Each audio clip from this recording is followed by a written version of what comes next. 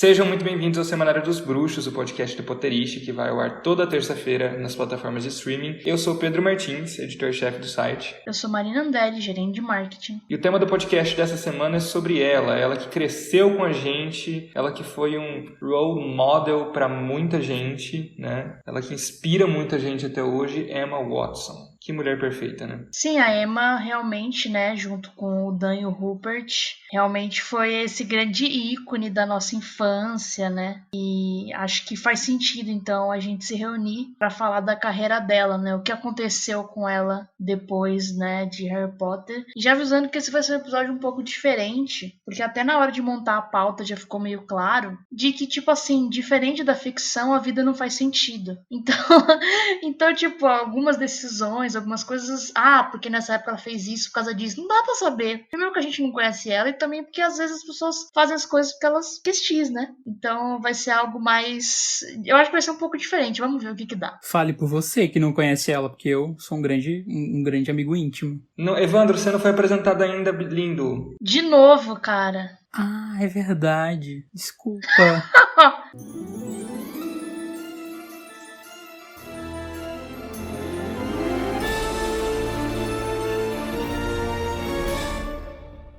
Para falar sobre a Emma com a gente recebe o social media da Potterish, Evandro Lira, que é figurinha carimbada já no podcast, né? Apareceu 2, 3 vezes. E aí, Evandro, qual é a sensação de aparecer pela 15ª vez no podcast? Oi, gente. Evandro, pede uma música. É a terceira vez, pede uma música. Meu Deus, tá bom. Eu vou pedir Heroes do David Bowie. Aqueles, né? Tá muito temático, né? I wish I could swim like dolphins.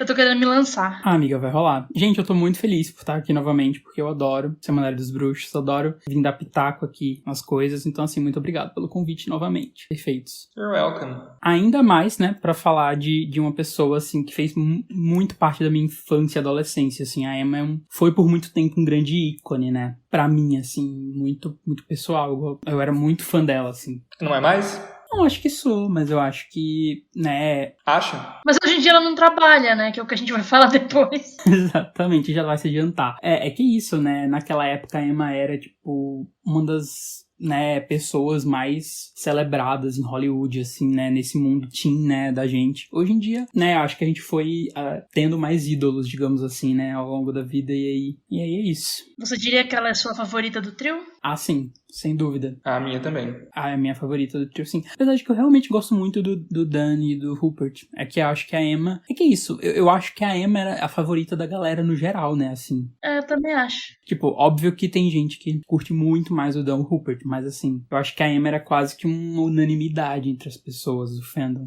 Uhum. E uma das coisas mais interessantes, assim, pra gente tem sido acompanhar a carreira dela, né? Que, beleza, agora tá um pouco em hiato, né? A gente vai falar um pouco sobre isso. E esse episódio, na realidade, é pra gente analisar a carreira dela, né? A carreira dela depois de Harry Potter, basicamente, né? O que ela fez no cinema depois de Harry Potter, o que ela fez enquanto ativista, enfim. Então não tem exatamente uma ordem cronológica, viu, gente? A gente vai meio que falando sobre a carreira dela aqui, sobre a ordem que a gente achou que fosse mais interessante, digamos. Depois do lançamento de As Relíquias da Morte Parte 2 nos cinemas, né, gente, ali por volta de 2011, começou um clima muito grande, né, uma expectativa sobre como seria a carreira do trio principal, né, e a Emma tinha feito só 2 filmes, né, enquanto ela estava em Harry Potter, que era Dançando para a Vida e O Corajoso Ratinho Desperrou. Desperrou, Marina? Como é que se pronuncia? O ratinho é francês, não é? Desperrou. Desperrou? Não faço ideia. Enfim, o rato francês, o corajoso ratinho francês, né? E o ratinho francês, na realidade, nesse caso, é um filme que a Emma dublou, né? Ela fez a voz original, mas enfim, não foi uma atuação dela enquanto pessoa, né? Foi uma dublagem. Você tá falando que dublagem não é atuação? Que absurdo.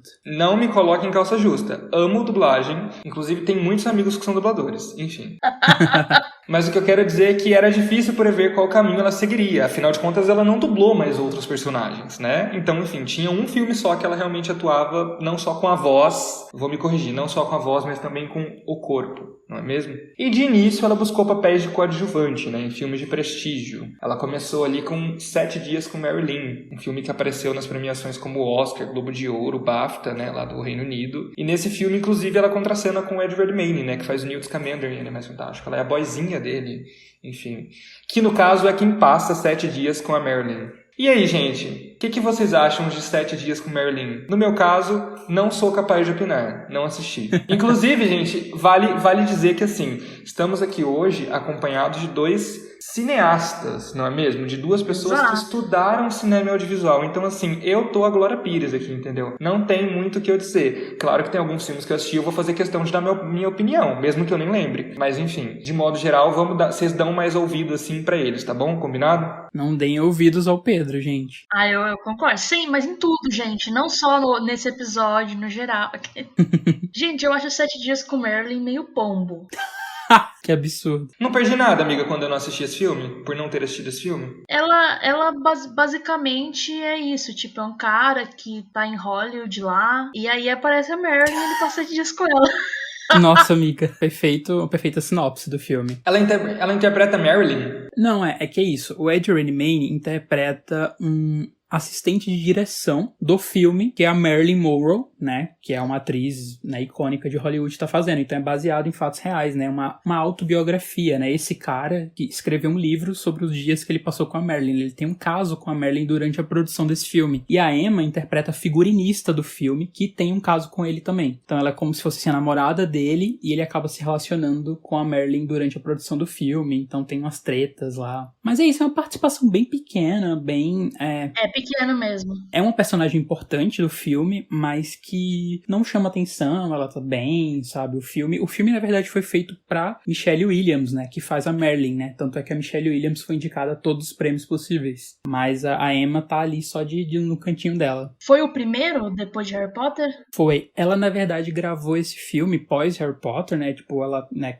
Os dois últimos Harry Potters foram gravados juntos. Ela terminou e ela foi estudar. Ela foi estudar em Brown, né? Na Universidade de Brown. E aí era nos intervalos das aulas dela. Ela, tipo, meio que gravou rapidinho, assim. Na época ela já tava de cabelo curto, mas ela usou uma peruca no filme. Nossa, gente, só pra falar do impacto que teve. Acabou, né, Harry Potter, as filmagens, Emma Watson corta o cabelo assim. Meu Deus, foi tipo assim, a maior notícia do universo. Todo mundo surtou, né? Sim, e é muito louco, né? Porque assim, pra gente, Harry Potter acabou em 2011, que foi quando saiu o último filme, né? Mas pra ela, tinha acabado em 2009, que é quando ela tinha terminado as filmagens, né? Então assim, 2 anos após as filmagens de Harry Potter, ela gravou 7 Dias com Marilyn. Praticamente. E aí é isso, né? Tipo, por ser o filme logo depois, né? De relíquias e tal. Tipo, eu fui ver, entendeu? Tipo assim, eu não sabia que o papel dela era tão pequeno e tal, mas eu vi por causa dela. O mínimo interesse no resto, sabe? Não, eu lembro da época em que o filme era noticiado no Potterish, né? Tipo assim,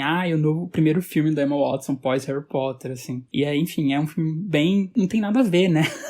o público dela, o público da Emma Watson não tem a ver muito com o filme, assim. Nossa, total. Era realmente algo que ela buscou, assim, fazer, sair desse universo, eu acho, Ela foi fazer papéis adultos pela primeira vez, né? Inclusive, a gente tem cena de pegação no filme da Emma Watson com Ed Redmayne. Eu espero que vocês não vejam isso. E aí, enfim, né, gente, como a gente disse, essa lista aqui, a gente não vai abordar os filmes necessariamente em ordem cronológica, mas aqui tem um filme que foi depois, né, de 7 Dias com Marilyn, que foi o The Bling Ring, que é um filme da Sofia Coppola, que é uma diretora aclamadíssima, né, ganhadora de Oscar. E nesse filme a Emma interpreta, eu não lembro o nome do personagem dela, mas enfim, ela é a líder de um grupo de amigos que rouba casas de famosos em Los Angeles. Esse filme foi baseado num livro-reportagem, inclusive, que é muito bom, muito, muito bom. Não sei se vocês leram, gente. Eu não li, só vi o filme. É muito interessante, porque é baseado num caso real, né? No caso, tipo, é um caso totalmente real, assim. O livro-reportagem narra tudo isso, enfim. Tipo, invadiram a casa do Orlando Bloom, né? Tem uns rolês assim. Da Lindsay Lohan. Então. Eram uns adolescentes meio doidos, assim, que, tipo, queriam chamar atenção, pelo que eu lembro, né? Eu li com 13 anos, mas enfim. Então, na real, o que é mais louco é que a Emma Watson não é a líder do grupo. Tipo assim, o trailer, a divulgação do filme dá a entender que ela é, tipo assim, né? Mas ela não é, na verdade, é uma menina asiática, que eu esqueci o nome dela agora. Ai, que absurdo, sabe? Que é a protagonista, digamos assim, que é a pessoa líder, assim. A Emma Watson é mais X, assim, até. A Emma Watson é coadjuvante, né? É a líder do marketing, né, gente? É o que atrai a bilheteria. Não, exato, mas por ela ser a Emma Watson, então a divulgação do filme foi focado muito nela. Gente, quando saiu o trailer, tinha uma cena dela, tipo assim, dançando em uma danceteria e mexendo a língua, alguma coisa assim, que eu lembro que foi uma grande revolução. Ai, gente, tem esse gif, né? É incrível. Até hoje a gente usa o gif da Emma Watson dançando. Sim. Não, The Bling Ring eu acho que é um caso interessante, porque é isso, né? Tipo assim, é uma diretora que é conhecida nesse mundinho mais cult e tal, e fez já vários trabalhos muito interessantes. E aí a Emma tá nesse filme, acho que criou uma expectativa em cima, né? Tipo assim, nossa, esse vai ser um filme assim e tal. E aí é um filme que, assim, o Evandro ama. Eu adoro. Nossa, e tipo, eu nem diria hoje em dia que eu odeio, eu só diria, eu nem lembro mais direito, assim. Eu não lembro também, é isso que eu falo. Não, o pessoal vai falar assim, né? O pessoal que tá escutando, porra, eles estão falando de filmes que eles nem lembram, mas é porque, gente, é muita coisa. E, tipo, eu assisti esse filme também quando saiu, eu imagino que, assim como Marina, em 2013. Eu também, revi depois, né, algumas vezes, porque eu gostei muito. Eu acho que ele é o primeiro filme da Sofia Coppola que divide opiniões, assim. A crítica, ela é mista. É mais interessante pela Sofia Coppola, não pela Emma, no caso. É, exato. Inclusive a Emma foi elogiada, né? Pelo papel, no geral. O elenco foi elogiado, mas o filme em si, ele foi divisivo. Assim, teve gente que adorou, teve gente que não gostou. É porque eu acho que... Eu tenho a impressão que as pessoas esperavam um filme muito... Não Sofia Coppola. E a gente tá falando de Sofia Coppola, que é uma diretora muito cult. Assim, É que pegou um público muito médio, né? Por causa da Emma, basicamente. Exato. Eu acho que o filme atraiu o interesse de uma galera que não esperava ver aquele filme tão estranho, sabe? E eu acho que principalmente porque ele é baseado, né, em fatos reais, ele segue muito essa linha de ser superficial. Exato. Ele é quase que observatório, assim, né? Tipo, ele é um filme que tem as câmeras de filmagem lá, mostrando o que eles estão fazendo. Não tem muito aquela coisa dramática que se espera de um filme. Não aprofunda muito nos personagens. Eu acho que esse fator do filme aconteceu, inclusive, com o livro, né? Porque eu comprei o livro achando que, assim, eu fui na livraria, via The Bling Ring, via Emma Watson, falei, vou comprar, né? E eu não sabia que era um livro-reportagem. Acho que esse pá foi o primeiro livro-reportagem que eu, jornalista que sou, li na minha vida. Mas eu gostei muito. Mas eu fiquei chocado. Eu lembro que em relação à carreira dela teve um impacto interessante, realmente, dela trabalhar com esse nome que era, tipo assim, maior mesmo entre esse cenário mais independente, sabe? Sim. O filme lançou em Cannes, a Emma Watson foi pra Cannes, tipo assim, foi um momento muito especial da carreira dela, eu acho. Cannes, que no caso é um dos festivais de cinema mais, né, aclamados, né, um festival francês e tal, e assim, é um dos festivais onde se mais presta atenção, assim, né, no circuito da mídia, etc. Então, foi muito especial pra Emma tá ali, né, junto com a Sofia Coppola, foi bem bacana aquela época. Uhum. E no mesmo ano, porém, ela fez um filme que foi extremamente X, né, que, enfim, chama É o Fim, foi lançado em 2013 também, é um filme de comédia meio... E eu não diria que é X não, viu? Ah, eu não diria que é X também não, eu acho divertido esse filme. Mas eu acho que pra carreira dela em si, tanto que, enfim, é um filme de comédia meio pastelão, onde ela interpreta ela mesma, né? E ela disse, inclusive, abre aspas, que não é o tipo de coisa que ela faz, nem o tipo de humor que ela gosta, por isso que eu falei que é meio X, enfim. Mas ela afirmou que topou fazer o filme porque não poderia perder a oportunidade de atuar ao lado, enfim, dos melhores comediantes do mundo, né? Que no caso são quem, assim, vamos contextualizar o pessoal. Aqui no Brasil, talvez eu acho que eles não sejam tão, assim, conhecidos, né? Não, eles são mais da comédia americana, né? James Franco, Jonah Hill, Seth Rogen e Jay Baruchel. Tipo, quem consome esse tipo de cinema pastelão... Porque, assim, é um pastelão entre aspas, né? Não é um pastelão tipo Adam Sandler, né? É um pastelão mais... fica numa outra esfera ali do rolê, né? Tipo assim, eles de fato são considerados bons comediantes, né? Que fazem essas Saturday Night Live, né? Essas coisas assim que tem um respeito lá nos Estados Unidos. No Brasil eles seriam tipo, sei lá, o pessoal do Porta dos Fundos, talvez, em vez do pessoal do Zorra Total, sei lá. Sim, acho que é uma comparação justa, né? Um pouco menos moderno, né? Porque não era da internet, mas tipo... É muito divertido, gente. É muito engraçado esse filme. É muito engraçado. Porque é isso, né? Ela tá fazendo ela mesma e é o fim do mundo, né? O fim do mundo tá acontecendo enquanto os famosos estão numa festa, inclusive a Emma Watson. E aí acaba que ela rouba as coisas dos caras e vai embora, porque ela escuta eles tendo uma conversa muito estranha envolvendo estupro. Ela acha que eles estão falando dela, ela fica com medo e vai embora e rouba os alimentos dele e tudo. E aí tem uma parte incrível que eles falam, tipo assim, meu Deus, a Hermione roubou todas as nossas coisas. Tava no trailer, lembro dessa cena. Não, é muito bom, é muito bom. É um filme bem engraçado.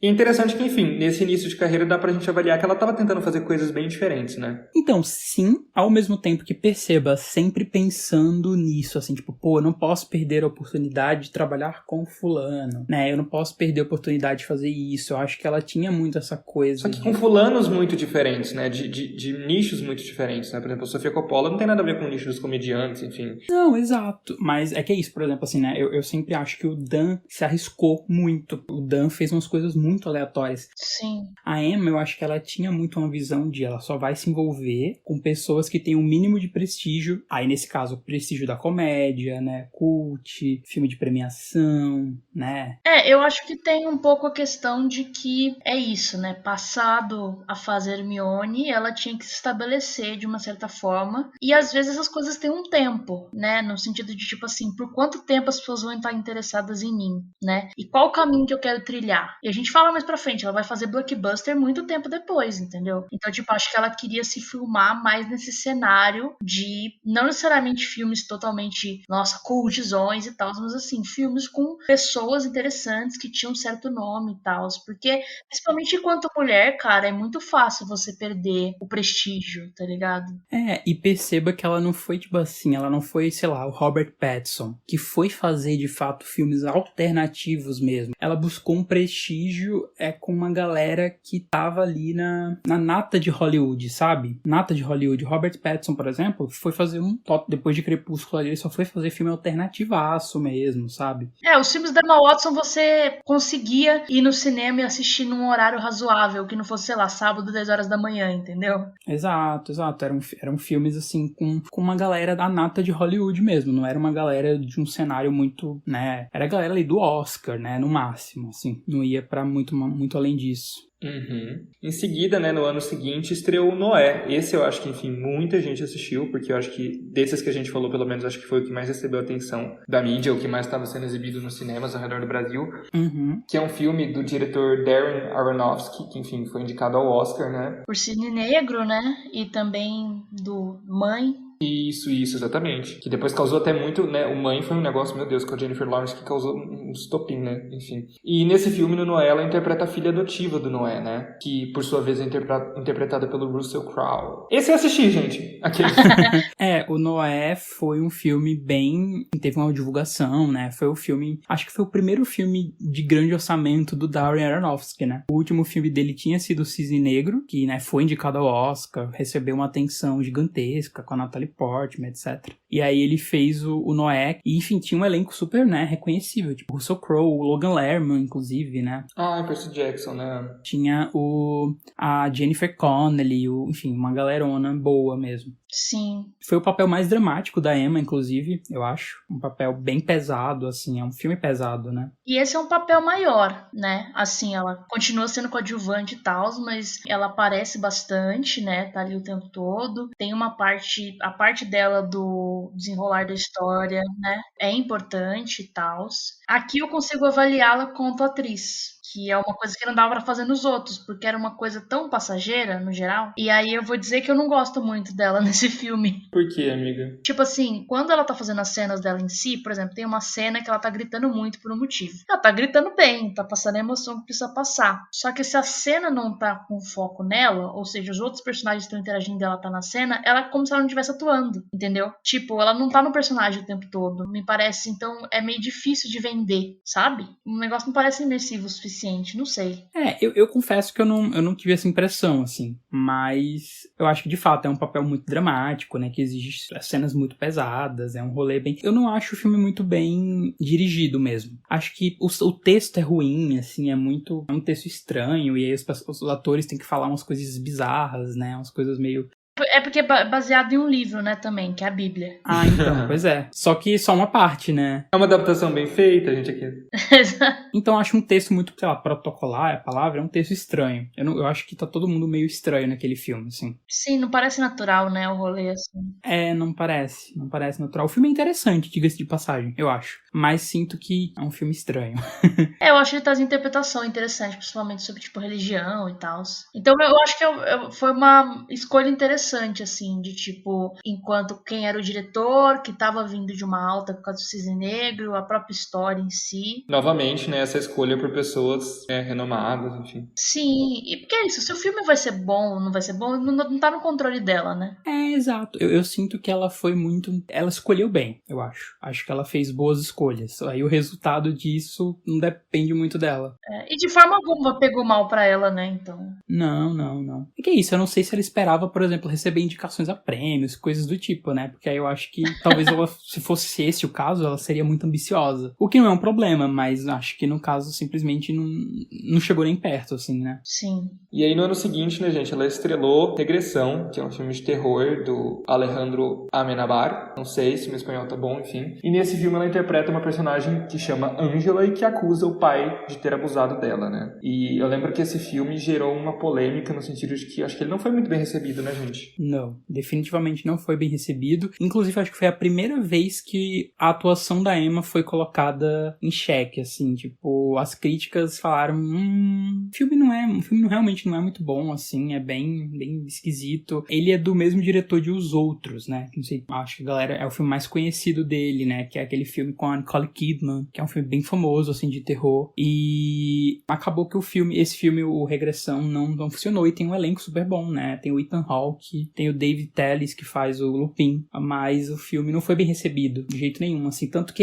eu nem sei se ele chegou aí aos cinemas, hein, gente? Eu acho que no Brasil não. O festival, todo mundo falou, eita, esse filme é muito ruim. Aí eu acho que ele não conseguiu, então, ser lançado em muitos lugares, assim. Ele ficou limitado, sabe? Sim, porque a recepção do filme pra festival geralmente é o que determina que distribuidora vai pegar, se vai pegar, né? Exato. Pra você ver, né, o nível, né? Se um filme com Emma Watson não vai se vender bem, que realmente... É muito ruim. Então, mas é aquela questão também, né, de que aí o tempo passa. Tipo assim, a Emma Watson, mas aí aqui a gente já tava em 2015, né? Exato. Já eram, enfim, 4, 5 anos depois de Harry Potter. Então o nome dela não significa mais o que significava antes. Também acho que tem o fato de que, enfim, é um filme que, se você pega o próprio trailer, eu não acho que é um filme que vende tanto, assim, pro público em geral, assim. É um filme de terror, enfim. Acho que nem intenção, necessariamente, né? Mas ainda assim, você espera. Mas eu diria que esse filme, o Regressão, vende muito melhor do que o Amor e Revolução. Que foi o próximo filme que ela fez, né? O próximo não, mas enfim, estreou na realidade no mesmo ano, em 2015. Que é de um cineasta alemão que ganhou o Oscar, né? Como é que se pronuncia, Marina? Florian Gallenberger? Enfim. Eu não falo alemão, o Renan não está aqui. Ah, é verdade, você não fala alemão, enfim.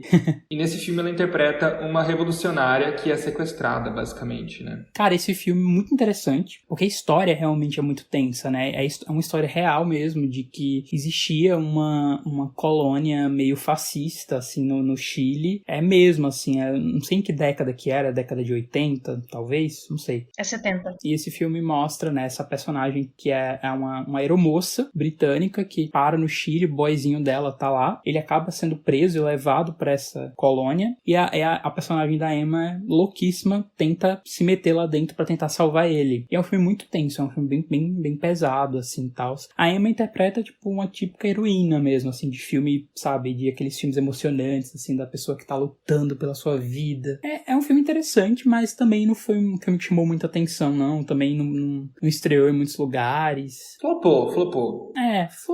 Aí que começou a Emma Watson flopar, né? Aí depois ela volta, enfim, mas enfim. É uma era meio flopadinha, né? Essa era da Emma Watson de início, assim. Ela tentando colaborar com pessoas, trabalhar com pessoas renomadas, mas muitas vezes se saindo mal, não bombando, né? Vale ressaltar também que, apesar de serem pessoas renomadas, né? Por exemplo, esse moço, ele ganhou o Oscar por um curta live action. Então, assim, tipo, era um trabalho menor mesmo dentro da esfera, né? Do que ela tava fazendo, assim. É verdade, é um nome menor. É um nome menor, mas eu acho que ela realmente se interessou muito por esse papel, né? Eu acho que é algo que a gente começa a perceber, né? Aos poucos, de que ela pega papéis que ela se identifica muito, né? Ela gosta de se interpretar.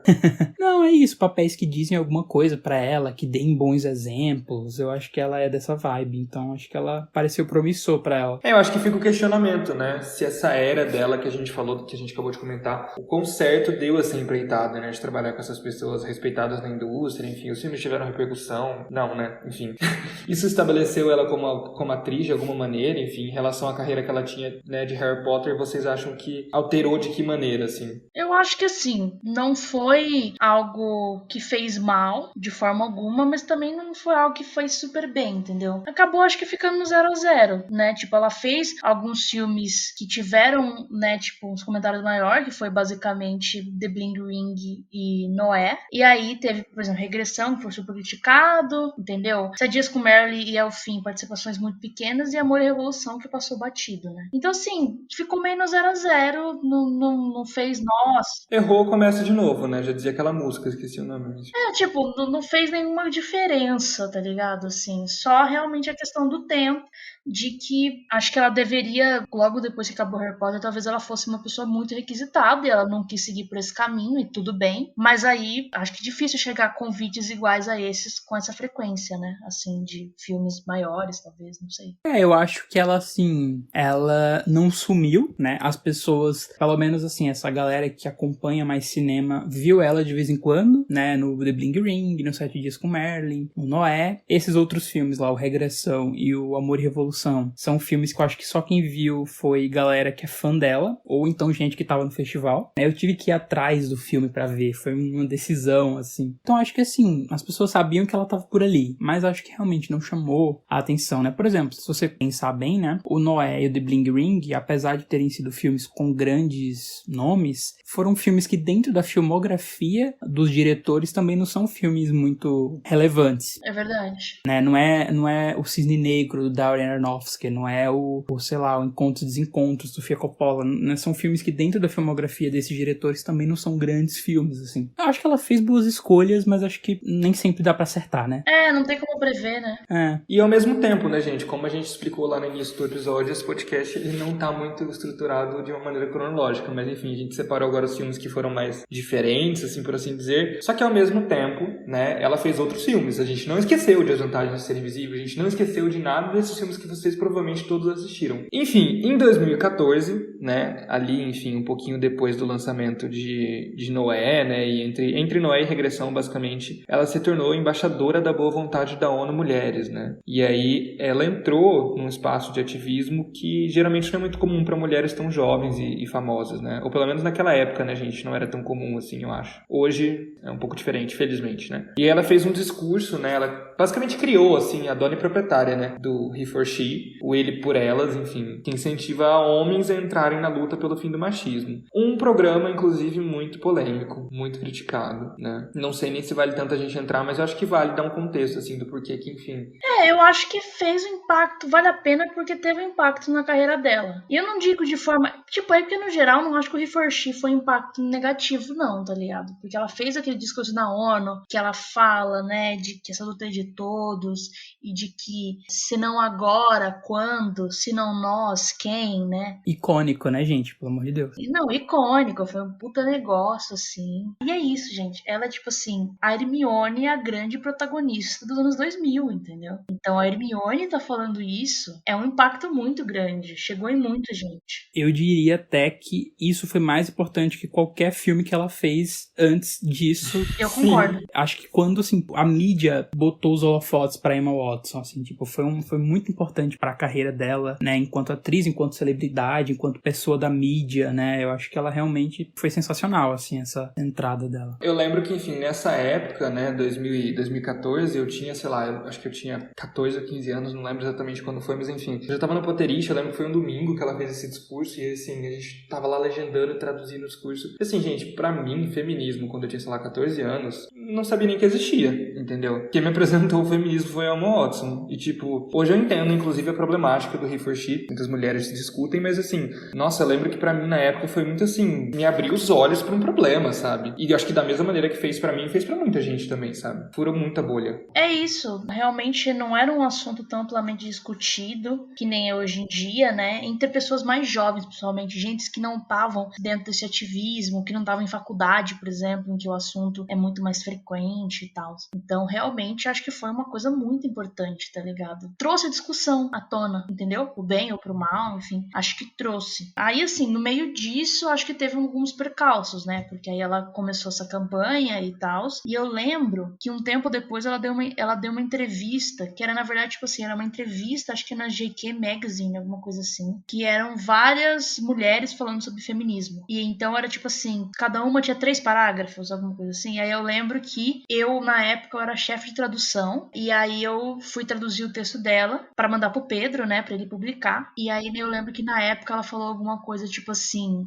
porque os melhores feministas que eu conheço são homens, porque tal. Eu lembro que ela falava que mulher também pode ser machista, né, e tudo mais. Ela não diferencia essa questão da mulher que reproduz o machismo da mulher que é machista de fato, enfim. E é isso, nossa, os melhores feministas que eu conheço são homens, tá ligado? Tipo assim, ela tinha 3 parágrafos e, tipo, 2 parágrafos ela tá falando mal de mulher, entendeu? E aí, tipo, eu lembro que eu falei assim: Pedro, desculpa, não tem como a gente publicar sem fazer uma nota sobre isso. Assim, de, tipo, explicar que isso tá errado, o que ela tá falando, tá ligado? Tipo assim, e a gente fez uma nota explicando que mulher não tem como ser machista, porque ela não tem soberania social, política, né, e econômica, que ela também tá reproduzindo, o rolê é diferente. Enfim, e eu lembro que era uma questão, mas também é algo que, assim, ela total hoje em dia reconhece isso, né? Geralmente é a entrada, a porta de entrada geralmente é o feminismo liberal, é essa coisa, nossa, de everybody e tal, e aí ela foi estudando, né, que eu acho que é o que é mais importante, ela estudou, teve contato com outras pessoas.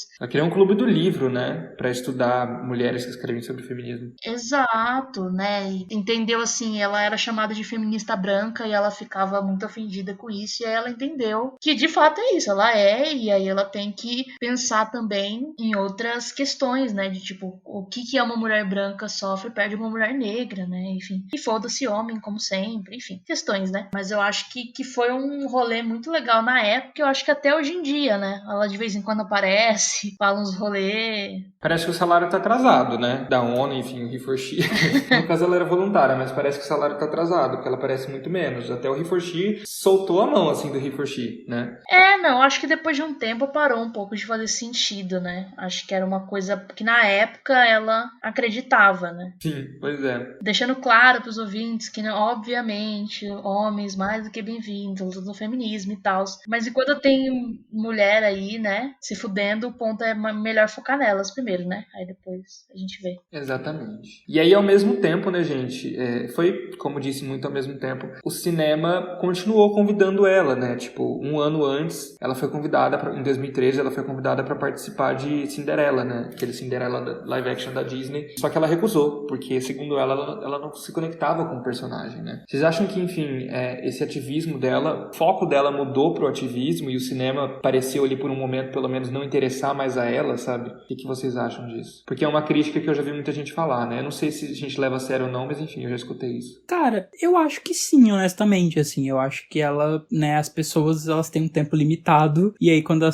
resolve se dedicar a uma coisa de forma mais, né, ativamente, assim, acho que ela coloca uma outra coisa em segundo plano, e me parece que ela ficou muito mais criteriosa, assim, né, tipo, Cinderela, né, ela ia fazer uma princesa da Disney, e ela recusou porque ela achou que a personagem não se comunicava com ela, então, assim, se fosse uma pessoa realmente 100% interessada no cinema, na atuação, talvez aquilo ali fosse uma mega oportunidade pra ela, né, ela realmente recusou. Eu acho que ela tava muito ciente do que ela queria, assim, eu imagino. Sem pressa e já sendo milionária, né? Sim. Eu acho que é meio isso, assim, realmente não precisava se desesperar por nada. Eu gosto muito, né, desse grande citação de que ela deixou de ser atriz pra virar feminista, o que eu acho perfeito. É realmente tudo pra mim. Mas total, assim, acho que ela se voltou pra outras coisas mesmo. Prioridades, né? Pra meio esse rolê, né? Os filmes dela que saíram depois de 2014, né, tipo, que a gente citou, né, os dois, né, que foi Regressão e Amor e Revolução e tal, ela meio que já tinha gravado antes também, né? Uhum. Então foi uma época que eu acho que ela ficou mais off, que ela ficou focando mais nisso e tal.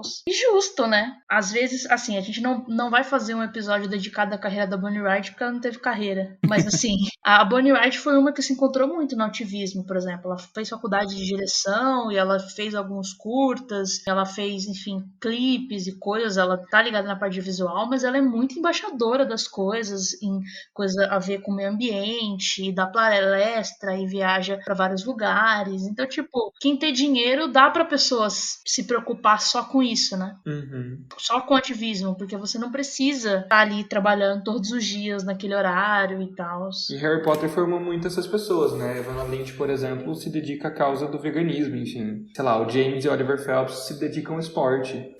Embaixadores do esporte. Eles são embaixadores realmente de alguma coisa de esporte, mas assim, não é ativismo no caso, é só... Eles gostam muito de esporte, basicamente, beisebol. É só saeta. Exatamente. A questão, pra mim, é mais de que ela começou muito nova nessa carreira, né? E aí, por muito tempo, foi tudo que ela conheceu, né? Teve aquela grande época ali em Ordem da Fênix de que a Emma Watson ia sair de Harry Potter e as pessoas, meu Deus, foi um grande surto. Eu gosto muito dessa época, porque existem boatos, né? A gente não sabe, né, o que é que de fato aconteceu. Mas dizem que ela descobriu a fortuna que ela tinha e pirou, né? E ficou tipo, meu Deus, eu não preciso disso aqui, eu não posso mais fazer isso aqui. E, gente, a Emma Watson foi pra faculdade. Em Hollywood, eu diria que, tipo assim, 2% daquelas pessoas vão pra uma faculdade, sabe? Sim. As pessoas não se preocupam com isso, cara. Assim, ela se formou em literatura inglesa. Ela começou em Brown, nos Estados Unidos, depois foi pra Oxford. Imagina a gente estudar com a Emma Watson, ter ela como assim, tipo, colega de grupo de trabalho, assim. Pois é, né? Entende? Tipo assim, ter esse pensamento de estudar, convenhamos, quem que faria isso tendo uma carreira, né, sendo famosa e milionária? E ela sempre disse, né, que ela sempre se identificou muito com a Hermione, né? A Emma. Tipo, em toda entrevista que ela deu, ela fala que ela sempre se identificou muito com a Hermione e que ela era uma leitora e de que ela gostava de estudar e que ela sempre foi muito dedicada. E tinha o rolê de a família dela priorizar muito a educação, né? De que, tipo, o pai dela se matava pra pagar uma escola pra ela, sabe? E aí, uma vez ela tendo dinheiro pra conseguir pagar os estudos, ela meio que não achava justo ela não honrar isso, né? Além de ela mesma ter interesse, claro. Uhum. Então, eu acho que isso mostra muito que a atuação, né, não era exatamente uma prioridade dela. Acho que se a gente, né, pensar em retrospecto, isso já estava muito claro ali, desde o início, né? Sim. E aí, ao mesmo tempo, né, agora a gente entra num ponto que talvez a gente possa sintetizar, resumir como os filmes em que a Emma interpreta ela mesma, né? Os filmes mais, talvez, zona de conforto dela, né? E aí, claro, o maior desses filmes foi A Bela e a Fera, né? Em 2017, A Bela e a Fera foi lançado, né, o live action. Foi uma das maiores bilheterias do ano, né? E que tornou a Emma, inclusive, uma das atrizes mais rentáveis do ano. Ela ganhou, assim, muito dinheiros por conta disso. E a Bella, inclusive sobre isso que o Ivan estava falando, né? A Bella, assim como a Hermione, é um personagem inspirador, leitora voraz, inteligente, empoderada. Tinha tudo a ver com a própria personagem feminista, né? A persona feminista que a Emma estava desenvolvendo, criando na mídia, né? E a Emma explicou, inclusive, que a Bella era uma mulher cuja força a tornava um bom exemplo para as meninas, né? Então, assim, ela escolheu... Aí eu acho que é aquela questão, né? Ela parece que não estava tão interessada necessariamente em fazer blockbuster, né? Na realidade, esse foi talvez o único blockbuster que ela fez. Eu diria que sim. É que é icônico, né? Exatamente, porque nessa época ela podia ter feito La La Land, né? Ela foi convidada para fazer La La Land no lugar da Emma Stone, mas ela optou por fazer A Bela e a Fera. Me parece, não porque era um live action da Disney grandão, enfim, que ia dar mais dinheiro, mas me parece que realmente ela se identificava mais com a personagem, né? Não, Sim. total, ela tava meio que contratada pra La La Land, né? Tipo assim, ela foi confirmada. Que bom que não fez, né? Não, sim, eu acho que foi uma escolha muito melhor, assim. Até porque ela ganhou muitos dinheiros e fez o que eu acho que ela era mais a vibe dela, né? Fazer a Bella. E deixou a Emma Stone fazer um papel muito melhor do que ela faria. Que a Emma Stone, inclusive, foi, né, premiadíssima. Enfim, acho que a carreira da Emma Stone foi importante pra carreira da Emma Stone, sem dúvida, né? Emma Watson criou a carreira de Emma Stone. Exato. A Emma Watson deu a carreira da Emma Stone. É muito louco isso, eu acho, né? De, tipo, realmente... Porque é isso, né? La La Land fez um grande sucesso, foi indicado a muita coisa. Ganhou o melhor filme no Oscar, só que não, né? E aí a Emma Stone ganhou melhor atriz. E ganhou milhões de prêmios, não só o Oscar, né? Ela ganhou em vários lugares. E aí eu acho que com a Emma, assim, do que... É isso, não deu pra ver com muitos detalhes a atuação dela, mas disso... E não acho que ela teria cacife pra fazer a Mia, né? Em La La Land, assim. Não. Eu acho que ela faria bem até, mas eu acho que ela não faria, né, da mesma forma que a Emma Stone. Aí eu fico na dúvida, né, do que se ela teria o mesmo sucesso de crítica que a Emma Stone. Não no sentido de que ela atuaria melhor que a Emma Stone, mas existe uma coisa chamada lobby, né? O lobby que é essa grande campanha, né, que o estúdio faz pro filme, né, de investir dinheiro, de fazer festa, de trazer pôster. Não só em marketing, né, mas para agradar a indústria, né, as personas da indústria que são os votantes da academia, enfim. Exatamente, né? O filme tem que chamar a atenção, ele não pode ser apenas bom, né? Inclusive tem filme que nem é bom, mesmo assim indicado. Então, assim, é uma questão de realmente fazer uma boa campanha. E La La Land teve lobby. La La Land foi o filme que recebeu mais indicações ao Oscar, só comparado a Titanic e a Malvada. Então, tipo assim, não foi por causa da Emma Stone, foi o lobby do filme. Então eu acho que a Emma teria tido chances de pelo menos receber indicações a prêmios, assim, considerando que ela tivesse uma atuação minimamente decente. Eu acho que ela teria. A questão é que justamente por ser da Emma ter outras prioridades, entendeu? Eu acho que ela experimentou, ela fez outros filmes, ela ficou muito tempo com Hermione, que eu acho que depois de uma certa parte ali, ela também começou a fazer Hermione muito bem, né, e tal. É a questão de, né, a atuação, assim como qualquer coisa na vida, qualquer profissão, qualquer habilidade, você tem que treinar e você tem que estudar. E aí eu acho que ela tinha outras prioridades, e tudo bem, né? Mas aí, obviamente, o resultado, né, por exemplo, como Bella, ela tá super bem, porque é muito na mesma alçada, né, dela mesma, da Hermione, é a zona de conforto, mas além disso, realmente é mais difícil. E também eu acho que essa coisa de realmente querer ser um bom exemplo, né? Ela tava nessa pegada, né? Tipo assim, a Bella é uma personagem feminista, aquela mulher que desafia o status quo do rolê, que chega lá e faz e acontece, que, tipo, tem até umas entrevistas que ela deu, né? Falando sobre como ela mudou o vestido, o figurino da Bella pra ficar mais... menos desconfortável, enfim, mais girl power. Exato, de que tipo assim, sei lá, a Bella tem que usar bota porque ela tá mexendo, sei lá, no chiqueiro lá do pai dela, então fazia sentido ela usar. É que o pai dela é inventor, mas aí ela também faz a Bella inventar um negócio que ela fica usando um rolê com um cavalo que é tipo uma máquina de lavar. Isso, então é uma mulher inventora, então tipo, não é só o pai dela que inventou ela também, então foi ela que inseriu. E de novo, muito importante também, né, gente, porque eu acho que ela, de novo, né, ela já tinha feito o rolê da ONU, mas aí ela foi em menininhas, né, e tipo, muito influente, assim, nesse sentido, né. Não, é muito legal, sinceramente. Não, eu achei uma escolha muito, muito boa mesmo. E trouxe o nome dela pra grande mídia novamente, né? E nossa, é um rolê realmente muito diferente. Enquanto em La La Land ela ia ter que interpretar uma artista, uma atriz que não consegue se dar bem na carreira. Tipo, não tem nada a ver, né? Enquanto na Bella ela estaria se interpretando, em La La Land ela estaria o oposto, né? Enquanto persona, né? É que é isso, tudo é construção de imagem, né? Ela tá aí indo pro viés de ser respeitada enquanto atriz. Seria outra coisa. Não é o que ela tava preocupada. E em 2017 também ela lançou um filme, né, gente? Um filme que, assim, não assisti, né, pra começo de conversa, enfim, chama O Círculo. Era um filme com Tom Hanks, enfim. E esse filme rendeu a Emma uma indicação ao Framboesa de Ouro, que, pra quem não conhece, é o prêmio dos piores filmes e piores artistas, enfim. É o Oscar, só que ao contrário, entendeu, gente? Exato. Nossa, gente, esse filme é muito ruim. Horrível. Mas assim, eu nem acho que a Emma esteja ruim no filme, viu? Vale ressaltar. Eu acho que o Framboesa de Ouro foi só pra causar ali um furdunço, porque até Jennifer Lawrence foi indicada nesse Framboesa de Ouro por causa do Mãe, né? Acho que o Framboesa de Ouro não tá interessado em realmente... Framboesa de Ouro não é muita coisa, assim como o Oscar, né? O Framboesa de Ouro é uma piada, mas o ponto é, eu não acho que ela seja ruim no filme, mas é que o filme é muito ruim mesmo, muito. É como se fosse um episódio de Black Mirror de 2 horas, só que ruim, entendeu? É um rolê bem doido, assim, mas é isso, pô, é um filme com Tom Hanks, é interessante pra ela, eu acho que ela não imaginava que o filme ia ser ruim, né? Volta naquela questão dos filmes anteriores, né? De trabalhar com pessoas interessantes, enfim. Pois é, gente, ela atua com Tom Hanks. Mas assim, gente, vamos concordar que na maioria das vezes ela se deu mal nessas coisas, né? Ela se deu mais mal do que bem, assim, vamos ser sinceros.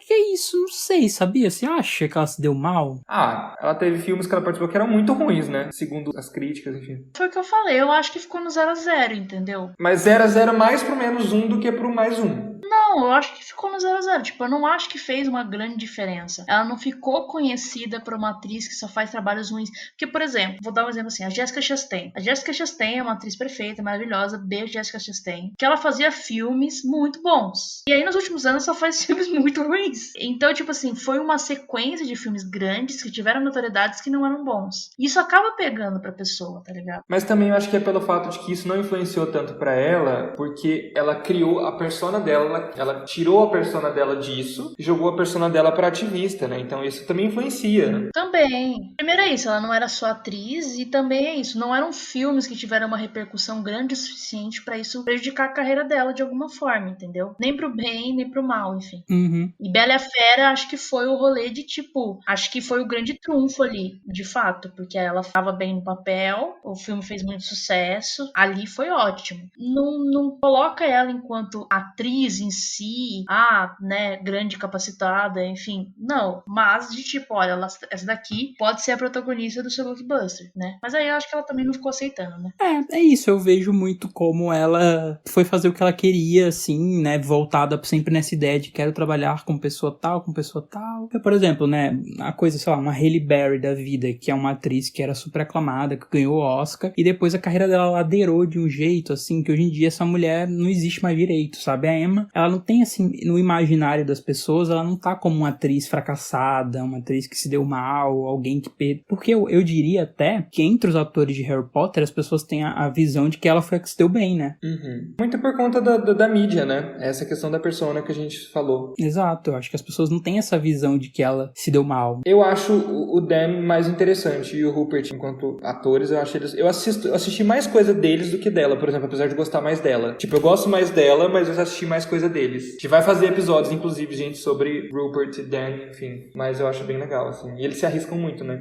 Então, eu acho que ela quis ficar de boa, entendeu? O ponto é, ela escolheu, né? Ela pensou, ela só fez o que ela tava afim de fato. E foi isso, entendeu? Então nem é uma grande filmografia, entendeu? Não são muitos filmes. Uhum. Acho que o Daniel tem bem mais coisa que ela, não tem? Nossa, muito mais. Que ele não era o ativista, né? Ele era só o ator. Enfim. E aí, nessa mesma linha, né, gente? Bom, eu, pelo menos, acredito que seja na mesma linha de A Bela e a Fera. Tem Adoráveis Mulheres, né? Que é um filme perfeito. Enfim, filme que tinha tudo a ver com a Emma da mesma maneira, né? Essa personagem, enfim, que muito parecida com ela. Inicialmente, o filme era da Emma Stone, né? Olha lá, gente, a carreira dessas Emmas se encontrando várias vezes. Elas fazem as troca-troca. Mas a Stone não conseguiu arrumar espaço na agenda e saiu do filme, e aí a Emma Watson assumiu o lugar dela, né? Um filme com uma pegada totalmente feminista, dirigido pela Greta Gerwig, que foi aclamada, né? Indicada ao Oscar pelo Lady Bird, que também é perfeito, né? Enfim. E é a adaptação de um romance clássico, né? Eu acho que lá nos Estados Unidos, assim, ele é, tipo, muito clássico. Lá as crianças leem na escola, enfim. Então acho que ela deve ter, talvez, estudado isso na própria faculdade, enfim. Sim. E, de novo, é um papel que ela tá muito confortável, né? Isso é um clássico, né? A Greta faz de uma forma diferente, porque já teve várias adaptações, né? Teve série, teve filme e tal. E a Greta traz uma pegada diferente, porque são vários livros e ela adapta 2 em um filme só, faz uma coisa diferente de temporalidade. E é isso, né? Tipo, a Louisa May Alcott, que é a escritora, né? De Little Woman também. Tipo, nossa, uma mulher que conseguiu viver, né? Da literatura naquela época. Apesar de que ela odiava, né, o Little Women, né? Não sei se... É porque vendia, ela não queria estar escrevendo sobre aquilo. Ela queria escrever coisas cultas que não vendia, basicamente, enfim. Exato. Mas então, tipo, acho que a Meg, né, que é o papel da Emma Watson, assim, é também mais confortável pra ela, mas eu acho que foge um pouco, porque é justamente aquela personagem que, tipo assim, a Jo, né, que é a protagonista, que é feita pela Saoirse Ronan, um beijo, Saoirse Ronan. Maravilhosa. Ela é muito, tipo, quero ser independente, né, a Louisa May Alcott é quase autobiográfico, né, e ela quer ser independente e foda-se ter que se casar, ela quer ali viver dos livros dela e tal. E aí a Meg é a irmã mais velha que se casa e tá vivendo numa situação meio miserável, porque, tipo, ninguém tem dinheiro, é meio foda. E a Jo meio que não entende isso, né? Como assim? Não, a gente pode fugir, você vai ser atriz, bora fazer o rolê. Se for parar pra pensar, ela tá confortável, mas é um papel muito diferente, né? Ela tá no papel inverso. Então tem aquela pegada, que eu acho que isso, parte do feminismo é você poder escolher também casar e ter filhos e ser dona de casa, entendeu? Tipo, ela fala isso, cara, eu quero isso. Eu não tô sendo obrigada, eu amo esse cara e eu quero ficar com ele. Eu acho que também é um lugar interessante ali, sabe? Não, e sem dúvida eu acho que, além disso que a Marina falou, né, de que a personagem em nenhum momento é colocada como, sei lá, ela não é estigmatizada pelas escolhas dela em nenhum momento. E eu vejo muito assim, eu acho que a Emma Watson não tava mais querendo fazer filme nessa época, ela já tava de boa, aposentada, e aí surgiu essa oportunidade de trabalhar com a Greta. Eu acho que atualmente, né, é o maior nome, assim, né, feminino do cinema ali, desse cinema hollywoodiano, que ia fazer um filme, né, super feminista, com um elenco de atrizes como a Saoirse Ronan, a Laura Dern, a Meryl Streep, trabalhar com um dos maiores nomes ali em alta. Tinha até como é que chama, gente? O Timóteo? O Timothée Chalamet também, que super em alta. Não, exato. A Florence Pugh é um filme é um filme gigante, né? Era o filme que a Emma Watson queria. Eu tenho certeza que ela sonhou em fazer isso. E muito feminino, né? Eu acho que isso é o principal, né? Tipo assim, é uma história escrita por uma mulher, que aí o filme é roteirizado roteirizado e dirigido pra mulher, com um elenco muito feminino, e que, tipo, num nível até que, enfim, eu tive essa experiência incrível com meu pai, que incomoda. De tipo assim, a gente não tá acostumado a ver histórias de mulheres na tela do cinema, entendeu? E a história é delas e só delas, sabe? Acho que isso é muito legal também, tá ligado? Tipo assim, não é uma coisa comum. Então ela participar disso, pô. Não, o filme é excelente, né? Mas ao mesmo tempo eu lembro que, inclusive, Marina, quando escreveu a crítica pro Potterish, dizia que a Emma estava boa, mas limitada, né? Nesse papel. Eu acho ela limitada, gente. Eu não acho que ela incomoda, entendeu? Olha o elenco de peso que tem ali. Ela vai ser o elo mais fraco, invariavelmente. Mas assim, não atrapalha o filme, ela não tá ruim, tá ligado? É que é isso, como eu fui fazer a crítica pro Potterish, então eu tinha que falar da Emma. Mas assim, se eu fosse fazer uma crítica pra um lugar geral, eu nem teria mencionado ela, provavelmente. Eu falaria de passagem, eu não ia focar. Claro, não tem como ela ser o foco. Nem na história, né? Ela não é o foco nem na história, né? Tipo, nem não cabia. Ela é a menos. Ela é que tem menos cena entre as irmãs, né? Ela é a que tem um papel menor entre o elenco principal, eu diria. Eu acho que foi uma escolha acertadíssima. Realmente, assim, um filme ali por uma diretora renomada, com um elenco super bom, uma história feminina e feminista, entendeu? Realmente. Ai, gente, assistam Adoráveis Mulheres, cara, é muito bom. Sim. Inclusive, rolou uma época o Hollywood Reporter, eu acho que noticiou que a Emma estava em negociação para fazer o Viúva Negra, o filme lá da Marvel. Ah, é verdade. E aí, depois saiu de que ela recusou o papel. As negociações não deram certo e ela não topou. É o papel da Florence Pugh, não? Exato, que agora é o papel da Florence Pugh. E aí eu me pergunto, né, o que aconteceu. Porque assim, dentro do aspecto, o mais perto que a Emma conseguiria de fazer de um filme blockbuster, super feminino, né, o filme de uma heroína ali como, né, a Viúva Negra e fazendo um personagem super... Eu acho que ela realmente, ao meu ver, ela não estava interessada, assim, em fazer isso. Tipo, ela recebeu o convite, porque, enfim, né, ela é um nome grande, mas acho que ela pensou, pô, eu vou me envolver aqui nesse filme que eu vou ter que passar mais 3.000 anos fazendo esse personagem, porque os personagens da Marvel, eles não assinam contrato pra um filme, né, os atores assinam pra vários filmes. E então, assim, ninguém sabe se ela recusou de fato, né, as histórias são de que as negociações não deram certo. A gente prevê que foi por conta disso, né? Eu prevejo que ela, assim, de início ela teve um interesse, mas depois ela pensou melhor e falou, tô de boa. Que isso, é um filme dirigido por uma mulher, protagonizado por uma mulher, enfim, é um dos filmes de heroína mais esperados, né, da história, da Marvel, então... Ficou com Deus, né? Fica pra próxima encarnação. E por fim, né, gente, mas obviamente não menos importante, tem o filme que vocês devem estar perguntando toda hora, mas caralho, eles não estão falando desse filme por quê? A gente vai falar sobre as vantagens de ser invisível. Perfeito! Enfim, é o melhor e mais marcante filme da carreira pós-Potter da Emma Watson. E aí, olha só, a gente não tá falando, como de novo já disse, não tá falando em cronologia, porque ele foi lançado em 2012, então foi muito perto de Harry Potter, né, gente? Uhum. Sim. Cara, é realmente assim, o timing é tudo, né? Porque, né, tipo, eu tava lendo, né, sobre, ela falou que na época de Cálice de Fogo ela tava procurando coisas pra fazer e ela não achava nada que interessava. E aí ela entrou em contato com a vontade de ser invisível e aí ela se apaixonou pela história e pela personagem livro, dela. né? Exato. Naquela época ela já tava. Eu acho que foi um timing muito perfeito, entendeu? 1 ano depois que saiu Relíquias da Morte, parte 2, em que todos nós ainda éramos jovens, né? E era justamente um filme coming of age, né? Esse momento, um filme adolescente, que é uma coisa do amadurecimento, de você passar por provações e descobrir quem você é no mundo, aquela coisa assim, que é um tipo de filme que eu adoro, inclusive. Então eu acho que pegou muito bem exatamente o público de Harry Potter, entendeu? Tipo assim, todo mundo ali também era adolescente ou próximo disso, sabe? Apesar de que no Brasil ele foi completamente negligenciado, né? Paris Filmes, se você estiver escutando... Foi por causa de Crepúsculo, cara. Foi por causa de Crepúsculo, porque aí, tipo, lançou mais ou menos na mesma época e aí a Paris Filmes preferiu dar preferência a Crepúsculo. Teve esse rolê. Cara, tivesse segurado mais o filme, né? Pois é, mas...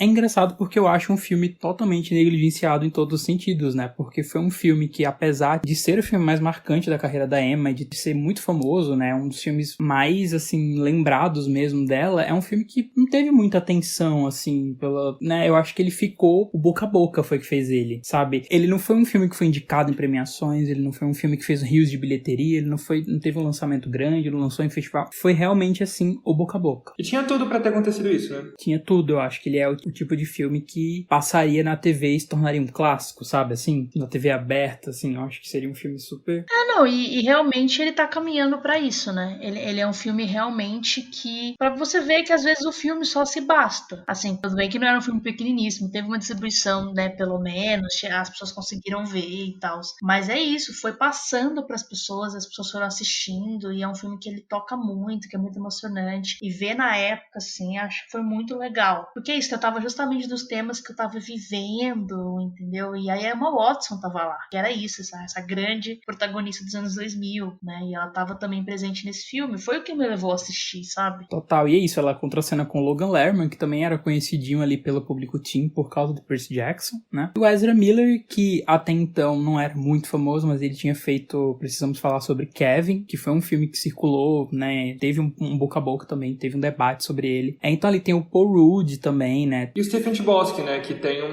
prestígio muito grande, né? Eu não sei exatamente no cinema, mas enfim, é que ele no caso, ele não só escreveu o livro, como ele roteirizou, ele adaptou, né? Ele dirigiu também, né? Sim. Perfeito, nossa. É que eu acho muito louco porque, assim, entre pessoas que não são fãs de Harry Potter, as pessoas conhecem Emma Watson por esse filme, sabe? Assim, no meu círculo de pessoas... Porque, assim, eu conheço muitos fãs de Harry Potter. Eu também conheço pessoas que não são exatamente fãs de Harry Potter, que não têm tanto interesse, por exemplo, em filme de fantasia, que gosta mais desses filmes mais, né, dramas, comédia, e todo mundo gosta de Vantagem Ser Invisível, assim, é um filme muito querido pelas pessoas, sabe? E eu acho que, sem dúvida alguma, é um filme pelo qual vai ficar marcado, assim, na carreira da Emma, sabe? Os filmes ruins dela dessa época esquecem todos, né? As pessoas esquecem e lembram mais do, né? É, porque os filmes ruins ninguém viu.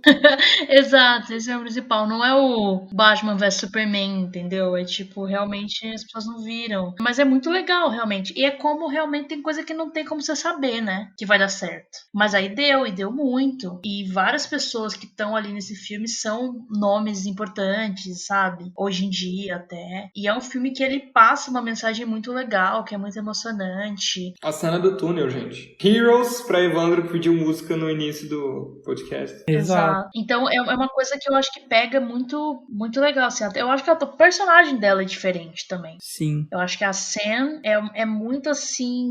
Sabe aquela menina que você conhece e aí você não é exatamente muito próximo, mas ela é muito legal e divertida e tá ali na vibe dela com o irmão dela, entendeu? E tipo, é uma menina, tipo, super amiga, super compreensiva. É muito incrível, assim. Acho que é um papel super legal também. Tem um problema com o sotaque dela que deveria ser a estadunidense e ela tá britânica, mas enfim, tudo bem, né? Relevemos. Pior é que eu fui ler a entrevista hoje, ela, ai não, porque eu trabalhei com um técnico de dialeto. Eu falei, caralho, mas imagina se não tivesse, né? Cara, poderia simplesmente ter adaptado o roteiro, né? Pra falar que ela era, sei lá, uma pessoa que, de alguma maneira, enfim... Ela se mudou. Era uma coisa básica, né? Mas eu acho que eles acreditaram que ela ia conseguir, de fato, fazer o sotaque americano, né? Meu Deus. A gente que aprendeu inglês em escola americana tem o sotaque americano e quer mudar, enfim, não dá. Foda, né, sotaques.